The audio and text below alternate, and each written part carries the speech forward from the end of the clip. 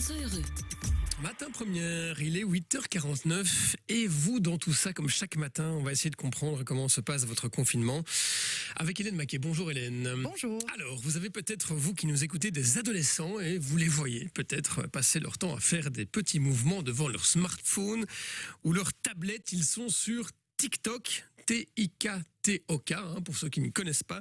C'est l'application dont le succès explose avec le confinement. Hélène, vous avez voulu comprendre ce qui se passe sur TikTok. Oui, alors j'en ai discuté avec Lali et Shyness. Elles ont 12 ans et elles adorent. TikTok, c'est un réseau social où, si vous voulez, on fabrique son propre clip de quelques dizaines de secondes. Pour la plupart des utilisateurs, en fait, on reproduit une chorégraphie qui est virale. Shyness m'a raconté comment elle s'y prend. Je regarde d'abord la vidéo. Et puis après, j'essaye de la reproduire en vitesse 2 fois. Donc c'est-à-dire que c'est beaucoup plus lentement que la vitesse normale. Une fois que c'est rentré un peu dans ma tête, je la fais en une fois, donc c'est-à-dire vitesse normale. Et une fois que j'ai vraiment compris la danse, etc., je la fais et c'est parti, je la publie. Voilà, apprendre une chorégraphie, monter la vidéo, la publier, ça fait déjà un bon moment à s'occuper. Et pour Lali, en plein confinement, c'est un peu une bouée de sauvetage. Moi, quand je m'ennuie, je vais sur TikTok parce que c'est une source d'occupation, on peut dire comme ça, parce que quand tu es sur TikTok... Ah, TikTok. Que vous détestiez l'application ou que vous l'aimiez, vous ne pouvez pas nier à quel point c'est incroyablement populaire. Les adolescents sont plus sur TikTok que sur Facebook. Alors soyons réalistes, les adolescents n'utilisent plus Facebook en ce moment. TikTok était l'application la plus téléchargée aux États-Unis en 2018 et la 7e application mobile la plus téléchargée de 2010 à 2019. Cependant, TikTok présente un certain nombre de préoccupations, en particulier autour de ses règles de confidentialité et la censure des conservateurs. TikTok recueille beaucoup de données sur ses utilisateurs et c'est légalement requis d'envoyer ces données au gouvernement communiste chinois, comme c'est une entreprise chinoise. Maintenant, quel type de données TikTok collecte-t-il sur ses utilisateurs?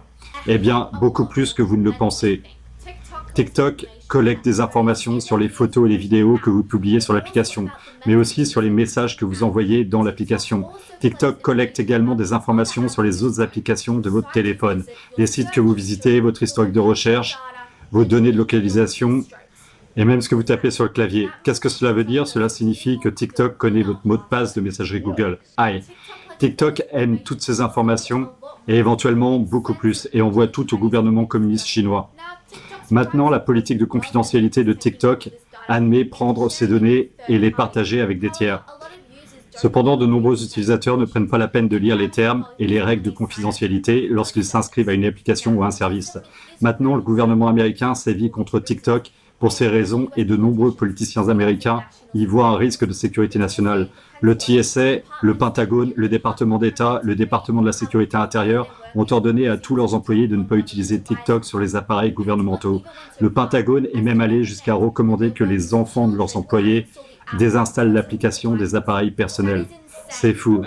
Et c'est pourquoi, aujourd'hui, j'annonce que je vais introduire une législation interdisant l'utilisation de TikTok par tous les employés fédéraux sur tous les appareils du gouvernement fédéral. C'est une étape nécessaire pour protéger la sécurité des États-Unis et la sécurité des données de chaque Américain.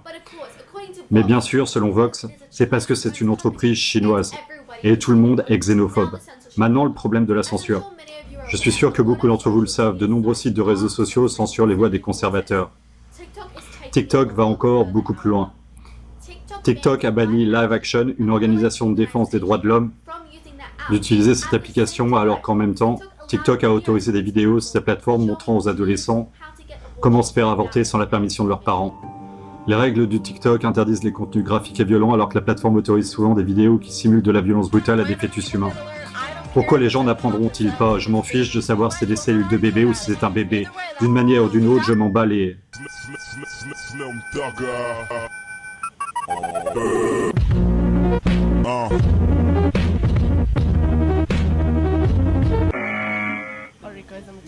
Je vais vous apprendre comment faire un avortement.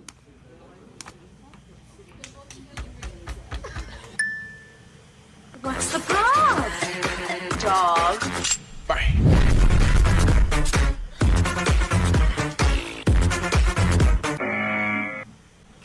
C'est totalement à parti pris.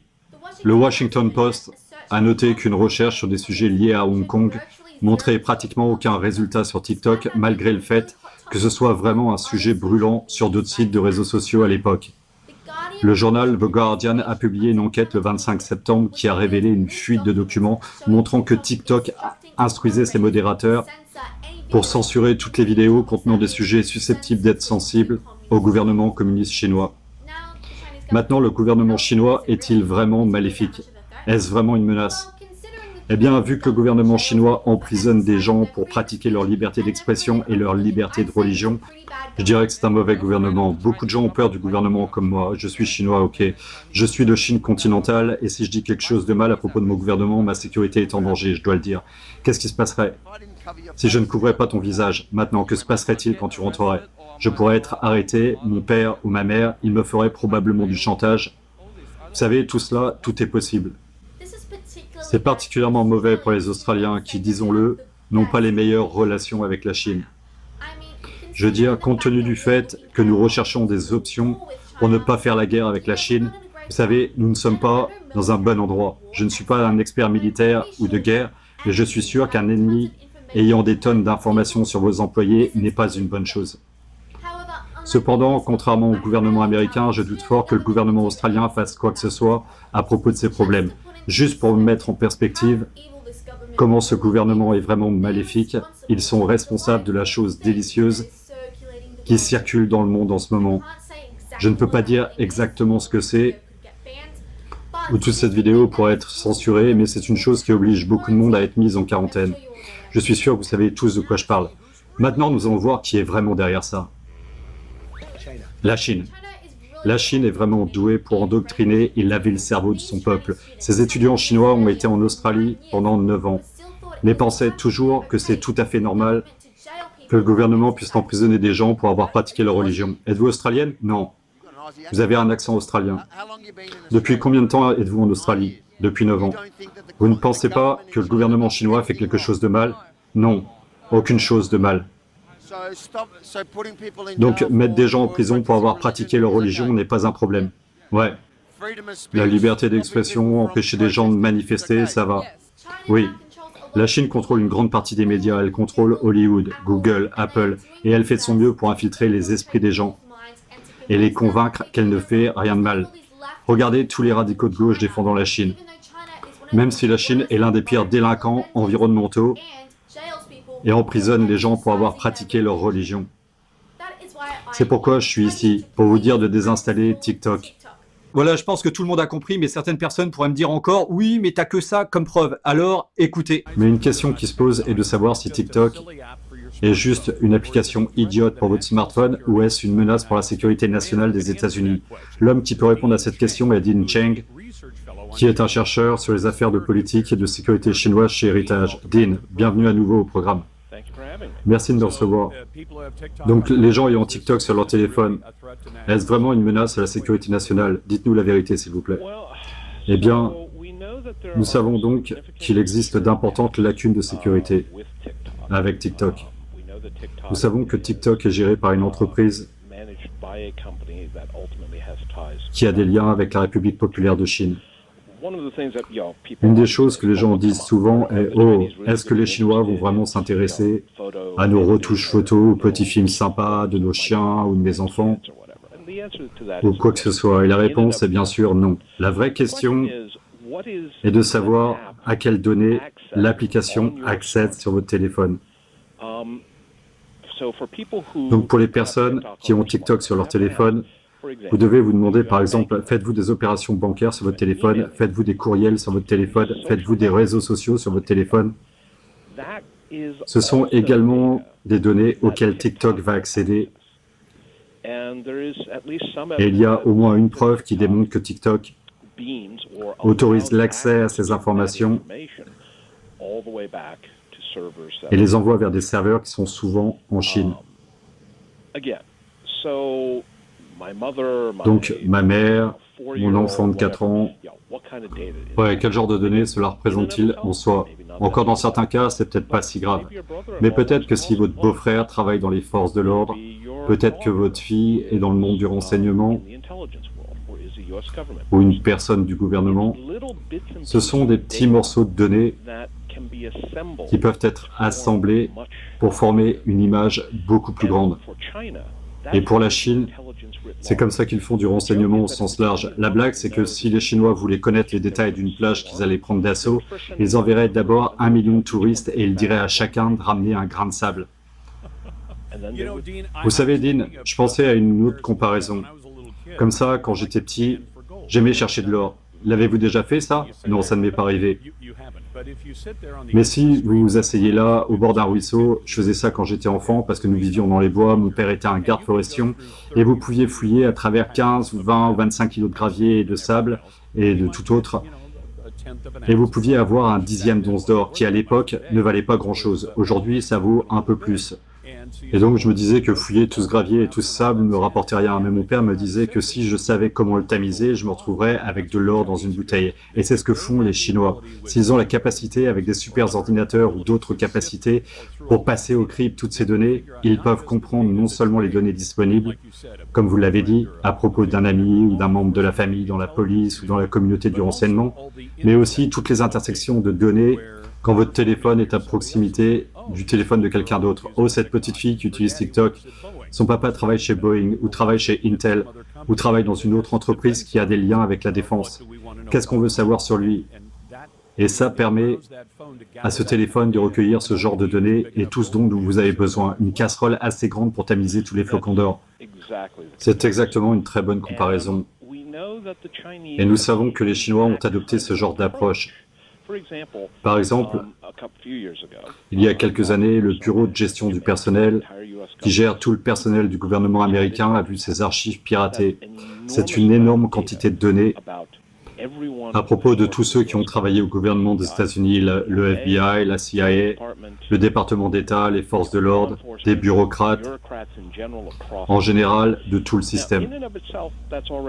Maintenant, en soi, c'est déjà assez mauvais. Alors imaginez si vous pouviez lier ces données avec les données de santé d'Anthem, avec les données de carte de crédit de Target, avec les données d'historique de crédit de l'une des agences de notation de crédit, peut-être même votre comportement sur le site de rencontre Ashley Madison pour des personnes mariées et infidèles. Eh bien, nous sommes à peu près sûrs que les Chinois ont piraté chacune de ces organisations. Alors pensez à la quantité de données qui se croisent. Vous pouvez alors générer des liens entre les données des officiels et de tout le monde. Et pas seulement pour obtenir ces données, mais peut-être aussi pour dire que nous savons qui est Dean Cheng et nous savons comment nous pouvons le compromettre et nous pouvons le faire à distance et savoir exactement que Dean Cheng joue au casino, il est sur Tinder et je dis des choses que je ne sais pas, mais Dean Cheng, c'est un bon soutien. Je pense qu'il me laissera le faire. Et ils découvriront ces choses et les Chinois diront « Lorsque vous approchez cette personne, ce sont les choses que nous savons de lui et que nous pouvons utiliser à notre avantage afin d'obtenir des données humaines. » C'est exactement ça. C'est le recrutement typique, classique d'espions. Ce n'est pas du tout James Bond, vous savez, 007, PPK et tout ce genre de choses, mais c'est exactement ce que vous faites. Vous approchez quelqu'un et vous dites « Avez-vous besoin d'argent? Avez-vous des problèmes personnels? Voulez-vous que nous parlions à votre femme, votre mari, de votre infidélité ?» C'est ainsi que vous recrutez des personnes pour qu'ils deviennent des espions. Et TikTok est potentiellement la prochaine étape vers l'accès à ces informations. Voilà, je pense que vous comprenez bien que ces informations sont capitales pour notre sécurité, pour notre démocratie ou ce qu'il en reste, et aussi nos libertés. Le géant chinois et les gars d'en haut veulent clairement nous mettre en cage. Alors je vous avais promis une pépite, c'est maintenant. C'est sur les pseudo fact-checkers, les debunkers, les vérificateurs de faits. En gros, toutes ces organisations de propagande, de pensée unique qui nous construisent un monde de mensonges. Regardez. Les debunkers indépendants de Facebook ciblent One American News, encore une fois, en censurant nos rapports en ligne. Cependant, un peu de recherche révèle que ces débunkers ont des liens douteux, non seulement avec la Chine communiste, mais aussi avec George Soros. OAN avec Pearson Sharp a beaucoup plus. Ce que vous dites sur Internet et ce que vous faites et à qui vous le dites est tout surveillé, constamment. Et vous êtes puni ou censuré ou même banni si vous dépassez la ligne rouge. Nous devons donc demander qui détermine quand vous dépassez la ligne rouge. On les appelle des vérificateurs de faits indépendants et vous les trouverez sur Facebook, Twitter, YouTube, Instagram et tout le reste. Ce qui signifie que nous sommes maintenant plus surveillés sur Internet que jamais auparavant. One American News a été ciblé à plusieurs reprises par ces soi-disant vérificateurs de faits. Tellement de fois en fait que nous avons été suspendus et démonétisés sur YouTube. Et maintenant, Facebook vient de les rejoindre et nous démonétise aussi. Pour, je cite, des quantités massives de désinformation accumulées qui ne les séduisent plus. Facebook a également fermé notre page d'abonnement pour laquelle les gens ont payé, ce qui signifie que nos vidéos en direct ne sont plus disponibles sur Facebook. Alors qui sont ces mystérieux vérificateurs de faits? Eh bien, l'un des principaux vérificateurs de faits de Facebook, l'entreprise Lead Stories, fait une bonne partie de son argent grâce à son partenariat avec TikTok, qui est bien sûr géré directement par une société chinoise, liée au gouvernement chinois communiste. Donc, pas de biais du tout. Comme l'a rapporté le journal The Epoch Times, Lead Stories a été fondé en 2015 par le développeur de site internet Martin Schenk et Alan Duke, producteur de longue date et vétéran de la chaîne CNN. Après ça, l'entreprise a recruté quelques dizaines de collaborateurs, la plupart d'entre eux viennent également de la CNN. Et lorsque ces vérificateurs de faits étiquettent des informations comme fausses, les chaînes d'information comme OAN reçoivent un avertissement qui signifie essentiellement que Facebook s'assure que personne ne verra cette vidéo. C'est de la censure complète et totale. Facebook a affirmé que les vérificateurs sont dignes de confiance parce qu'ils sont certifiés par le réseau international de vérificateurs de faits. Cependant, ce réseau a été fondé par l'Institut Pointer, qui est également étroitement associé à la société chinoise TikTok, et a refusé de dire exactement combien d'argent ils reçoivent de la Chine. Mais ça va encore plus loin, parce que le réseau de vérification des faits de Facebook tire presque tout son argent de Google. Et le milliardaire radical de gauche, George Soros. En plus, l'un des membres siégeant au conseil consultatif du réseau, les soi-disant personnes qui décident quelles sont les fausses informations, a publié un livre cette année intitulé « Donald Trump et son attaque contre la vérité ». Pire que ça, selon un rapport de Sky News Australia, la personne en charge de savoir qui peut devenir un vérificateur de faits Facebook ou non est un activiste de gauche et une critique acharnée du président Trump.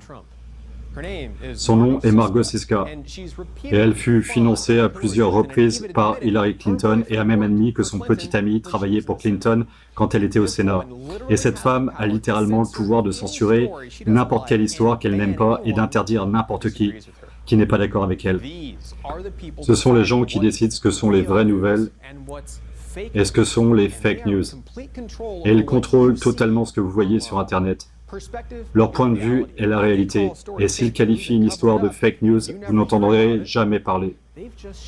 Ils ont juste façonné votre réalité. Ne comptez pas sur les vérificateurs de faits indépendants pour décider à votre place. Au lieu de ça, allez directement sur onn.com pour voir toutes les histoires que YouTube et Facebook ne veulent pas que vous voyiez et décidez vous-même.